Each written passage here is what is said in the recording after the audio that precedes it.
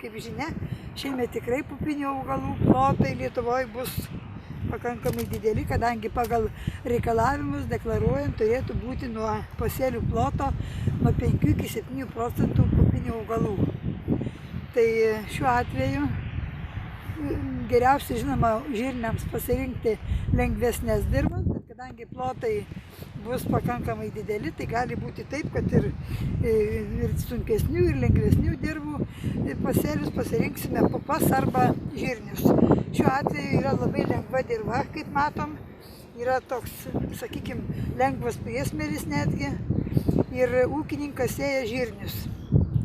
Prieš paruošiant sėklas patarėme ir jau čia daugiametė, keletą metų patirtis rodo, kad vis dėlto labai verta žirnių sėklą apvelti humistaru. Kaip matom, iš spalvos matosi, kur yra neapvelti humistaru žirniai ir kur yra apvelti. O didžiulis privalumas yra tas, kad humistaras, kaip humusinės rūgštys, kada apsivelia žirnio grūdas, tai iš karto augalas bedygdamas turi geras sąlygas maitintis, o jų labiau lengvoj dirvoj, kad būtų galima geriau surišti ir dirvožemėje esančias maisto medžiagas.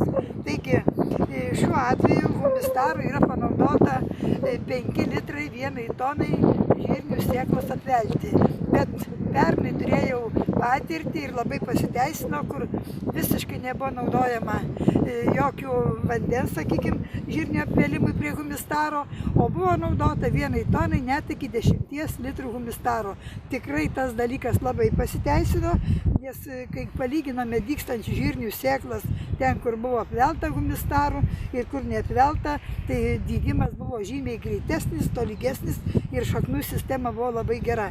Kitas dalykas, humistaras labai pagerina dirvožemio mikrofaunos veiklą, tuo tarpu ir azoto gaminančių bakterijų veiklą. Dabar, kaip matom, čia vyksta sėja lauke žirnių, nustatyta sėklos norma 300 kg į hektarą. Aš kaip juokauju ūkininkams, kad žirnius nesėjame, bet sodiname, kadangi šiuo atveju lengvoj dirvoj parinkome sėklos gylį, nustatėme net iki 9 cm gylio. Kaip žinom, žirniai brinkdami, kada gauna dirvožemėje drėgmės, jie labai mėgsta iškilti į paviršių, brinkdama sėklą. Ir man ūkininkai pernai netgi pasakė komplimentą, kad brinkdama sėklą, kada iškyla į dirvos paviršių ir buvo auginta žirniai prie didelių vandens telkinių, tai šitą nudažytą humistarų sėklą atbaidė netgi ir tuos vandens paukščius, nes paprastai tai daug didelį kiekį į paviršių iškilusios baltos žirnių sėklos sulesa paukščiai. Po sėjos šitam lengvo dirvožemio grunte naudosime dirvinį herbicidą, tai būtent Feniksą. Aš patariu čia pasirinkti mažesnę normą, kadangi gruntas yra labai lengvas, Fenikso iki 2 litrų į hektarą. Bet prie Fenikso labai svarbu pridėti 2 litrus ruterio ir 2 litrus humistaro. Šitą purškimą dirvinių herbicidų reikia atlikti tuoj pat po sėjos, kol dar yra pakankamai drėgna dirva.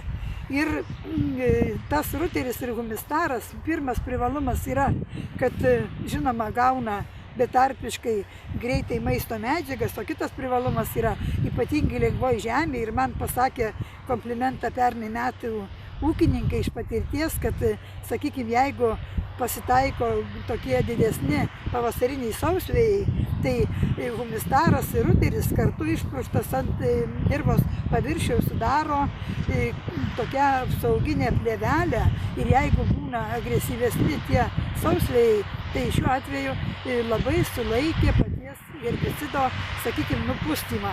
Geriau sulaikė, paskatino geriau herbicido veikimą. Nereikia pamiršti, kad žirniams ir aplamai ūkiniams augalams labai reikalingas chloras ir molibdenas. Ir tada prie antrojo purškimo, jeigu mes skatinsime, sakykime, dėsime delfaną, būtinai reikia pridėti dar arba Tradebor Mo, arba Tradebor paprasto be molibdeno dar 1,5 iki 2 litrų hektarų.